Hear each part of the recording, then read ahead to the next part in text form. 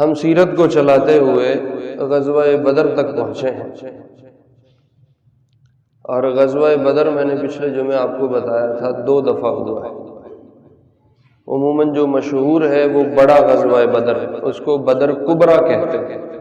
اس سے پہلے ایک بدر صغریٰ بھی ہوا ہے جس میں آپ علیہ السلام بنفس نفیس تشریف لے کے گئے تھے، لیکن قافلے سے ملاقات اور قافلے سے مقابلہ نہیں ہوا، آپ کے پہنچنے سے پہلے قافلہ نکل چکا تھا۔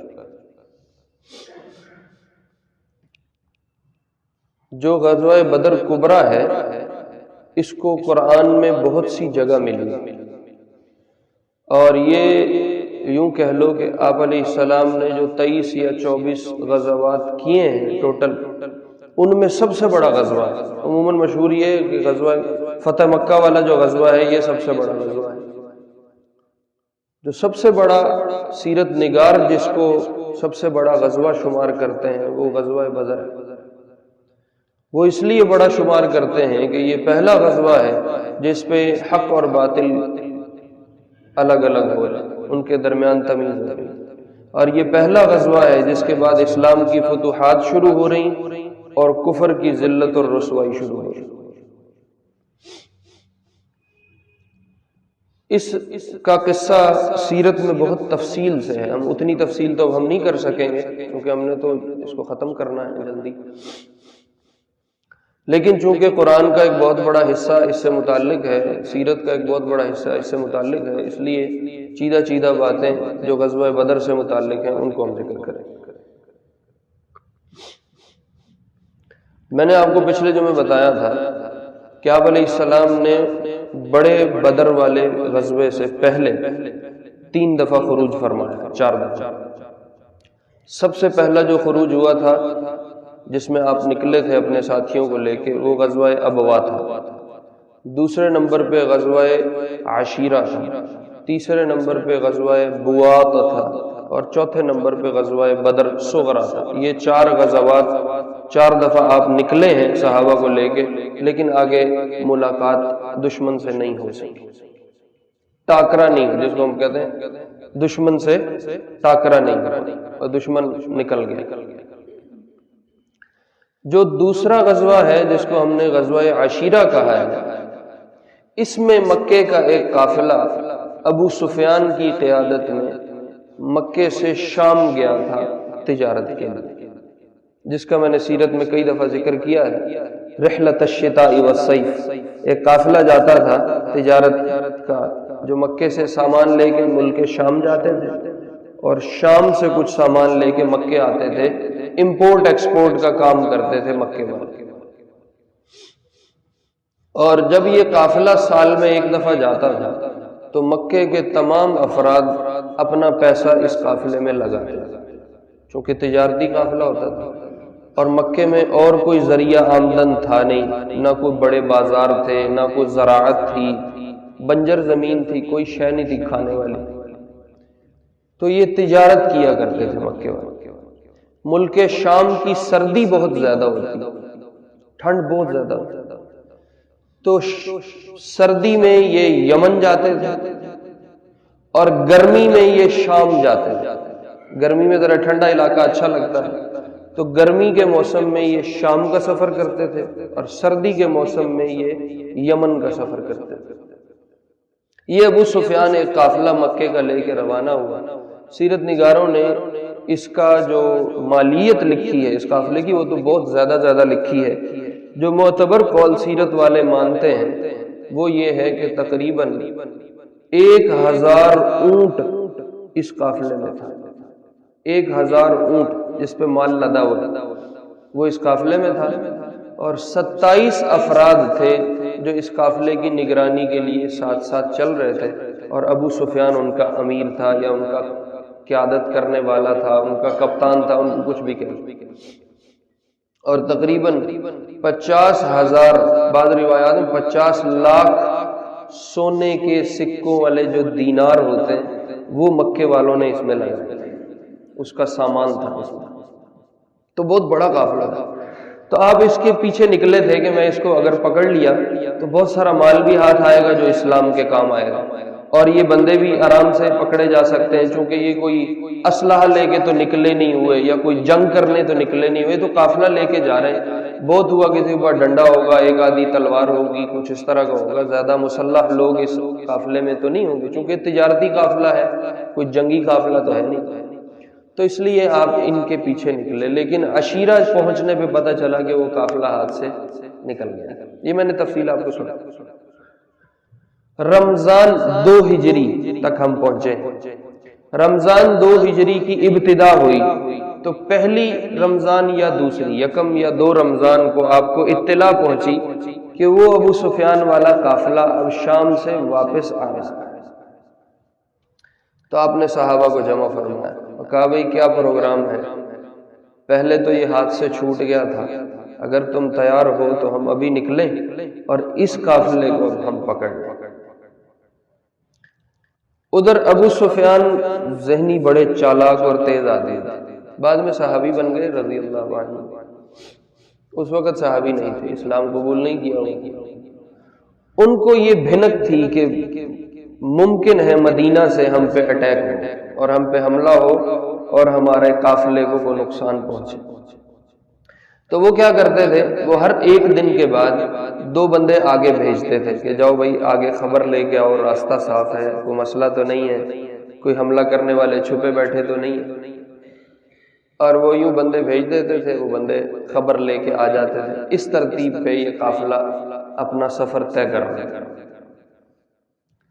آپ علیہ السلام نے جب صحابہ سے مشورہ کیا، اس کی تفصیل ہے، مدینہ میں کافی لمبی چوڑی مجلس ہوئی، بہرحال آخر میں فیصلہ ہو گیا کہ نکلتے ہیں۔ تو 12 رمضان کو 2 سے 12 تقریباً 10 دن یہ میٹنگز اور مشاورت چلتی رہی۔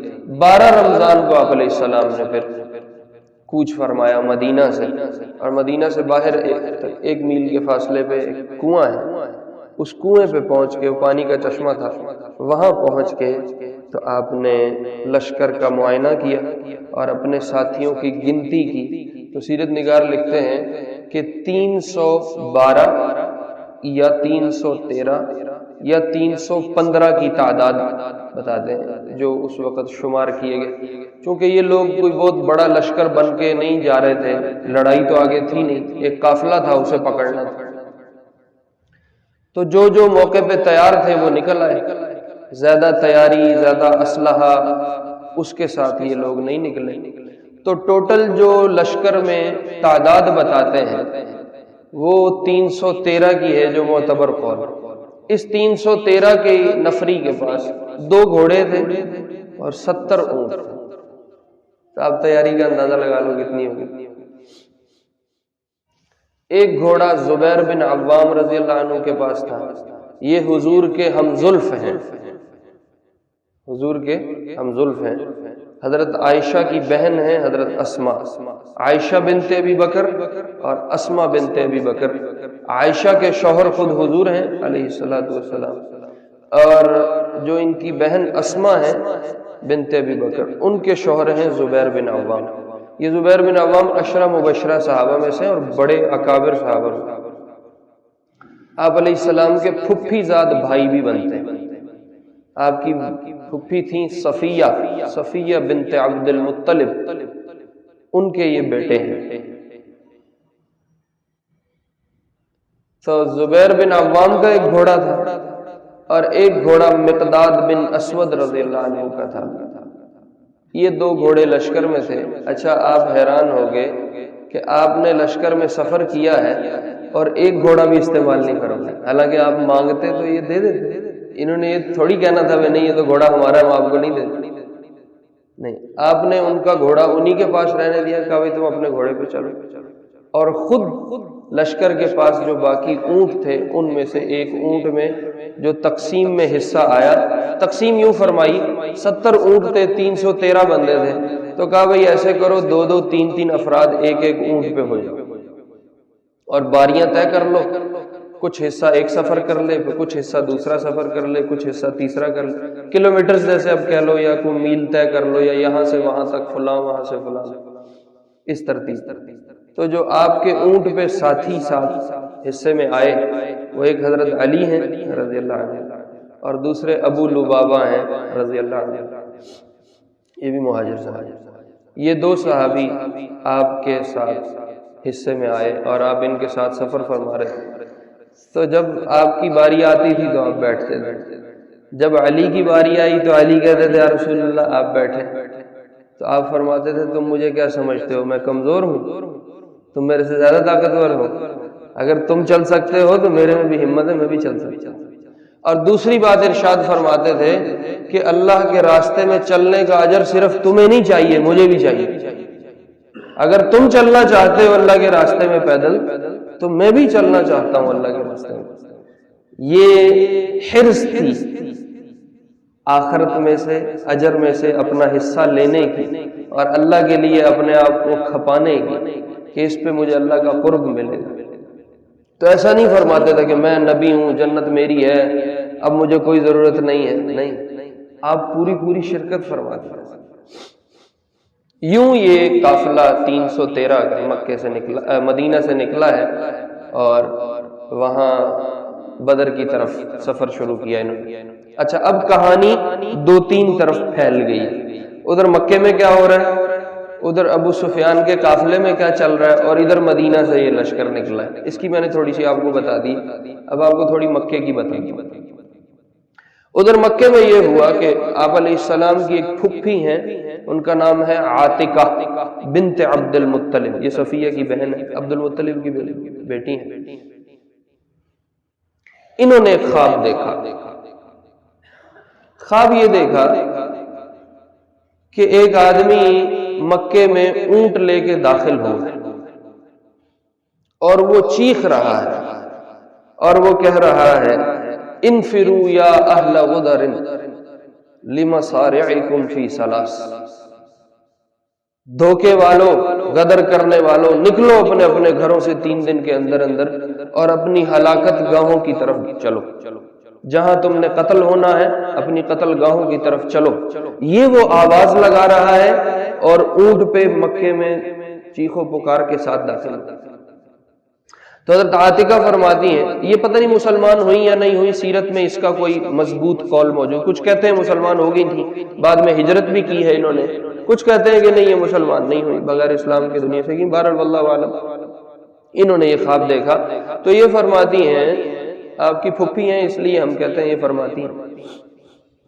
فرماتی ہیں کہ وہ اونٹ والا پہلے آ کے مکے کے درمیان میں بیٹھا اور وہاں اس نے یہ اعلان شروع کیا، پھر وہ وہاں سے اٹھا ہے اور کعبے کے پاس آیا اور یہاں اعلان کیا، پھر یہاں سے چلا ہے تو کعبے کے بالکل قریب میں جو پہاڑ پڑتا ہے اس کا نام جبل ابی قبیس ہے، اب تو وہ تقریباً ختم ہو گیا ہے، جو جہاں اب یہ جا کے وزراء اور صدور ٹھہرتے ہیں، جو ان کا شاہی ایک مہمان خانہ بنا ہوا ہے، وہ جس جگہ پہ ہے بالکل یہ جگہ تھی جو جبل ابی قبیس کی تھی۔ یہاں ایک پہاڑ تھا جو اس کے کعبے کے بالکل قریب ترین جو پہاڑ تھا وہ جبل ابی قبیس تھا۔ یہ پڑتا ہے تقریباً، آپ نکلو صفا مروہ جو وہ سعی کرنے والی جگہ ہے، اس سے اگر باہر نکلے پچھلی طرف میں تو وہاں یہ پہاڑ ہے جہاں مشہور ہے ابو جہل کا گھر بھی تھا، آپ میں سے جو گئے ہیں آپ ان کو بتاؤں۔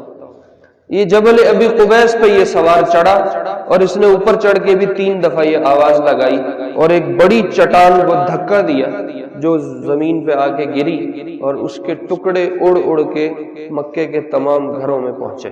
یہ خواب عاتقہ بنت عبد المطلب نے دیکھا۔ عاتقہ کے سگے بھائی ہیں حضرت عباس جو حضور کے چچا ہیں، اور عاتقہ کے بھائی ہیں عبد المطلب کے بیٹے ہیں۔ عاتقہ نے یہ خواب اپنے بھائی عباس کو سنایا اور ان سے کہا خواب اچھا نہیں ہے، یہ خواب آگے کسی کو بیان نہ کرنا۔ حضرت عباس کی دوستی تھی ولید سے، ولید بن عتبہ مکے کے سرداروں میں تھے لوگ، ولید سے دوستی تھی۔ حضرت عباس نے یہ خواب ولید کو بتا دیا اور ان سے بھی یہی کہا کہ آگے کسی سے ذکر نہ کرنا، خواب اتنا اچھا نہیں ہے، لیکن پتہ نہیں اس کی کیا تعبیر ہوگی۔ عاتقہ نے یوں خواب دیکھا۔ ولید نے اپنے باپ عتبہ کو بتا دیا، عتبہ جو مین چیدہ بڑے مکے کے لوگ تھے ان میں سے ایک تھا. یوں یہ بات ایک سے دوسرے سے تیسرے سے ہوتی ہوتی یہ دارالندوہ میں پہنچ گئی، جو مکے کی ایک چوپال تھی یا کہہ لو ٹھیا تھا، جہاں آ کے بڑے بڑے سردار بیٹھتے تھے اور وہاں مشورے ہوتے تھے اور بات چیت. یہ بات وہاں پہنچ گئی. اب ابو جہل بھی بیٹھا ہے. ابو جہل نے یہ بات سن لی. تو ابو جہل نے جب یہ بات سنی، بالکل عین اسی وقت میں حضرت عباس دارالندوہ میں داخل ہوا. تو ابو جہل کہنے لگا، عباس یہ تم نے کیا آسمانی کہانیاں شروع کی ہوئی ہیں؟ پہلے ہم تمہارے مردوں کی نبوت سے پریشان ہیں، اب تمہاری عورتوں نے بھی خواب دیکھنے شروع کر دی. ابھی یہ بات ہو رہی ہے کہ ایک سوار مکے میں داخل ہوا. یہ سوار کون ہے؟ اب کہانی ادھر سے جائے گی.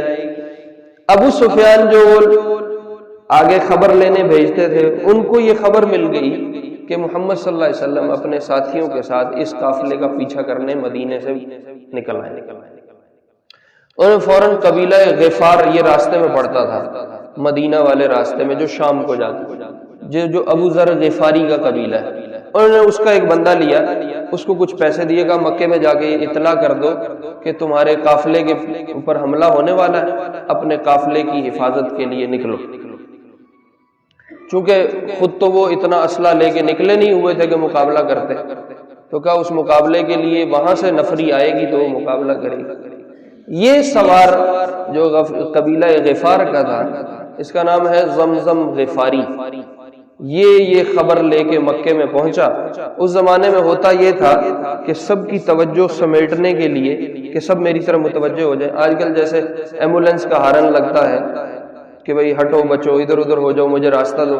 اس زمانے میں ترتیب یہ ہوتی تھی کہ آدمی اپنا گریبان بھی پھاڑ لیتا تھا اور اپنے پیچھے کمر سے بھی اپنے کرتے کو چاک کر لیتا تھا اور اپنے اونٹ کی نکیل کو کھینچ کے یوں اس کا ناک چیر دیتے تھے، اس سے خون بہتا تھا اور وہ زور زور سے چیختے تھے. یہ اس بات کی دلیل ہوتی تھی کہ بہت ایمرجنسی ہے. جیسے ہم ایمبولینس پہ ہٹو بچو نہیں ہو جاتا، اس طرح ہوتا. تو یہ اس حال میں مکے میں داخل ہوا کہ سارے مکے والے میری طرف متوجہ ہوں، میں ایک بڑی اہم خبر لے کے آیا. یہ جب مکے میں پہنچا ہے اور ادھر ابو جہل اور حضرت عباس کی بات ہوئی ہے اور اس نے آ کے وہی حرکت، وہ جو عاتکہ نے خواب میں دیکھی تھی، سیم اس نے یہ جگہ پہ جا کے آوازیں لگانا شروع کر دی. ابو جہل نے پھر اعلان کیا کہ بھائی سب تیاری کرو، ہم اپنے اس قافلے کی حفاظت کے لیے نکلیں گے، مکے میں کوئی بھی نہیں بچنا چاہیے. اس سے آگے انشاءاللہ کچھ احوال غزوہ بدر کے اگلے موقع پہ کر لیں گے، اگلے جمعے پہ. اور اللہ رب العزت ہمیں سیرت کا مطالعہ کر کے اپنی پچھلی کہانی سمیٹنے کی، سنبھالنے کی، اس کو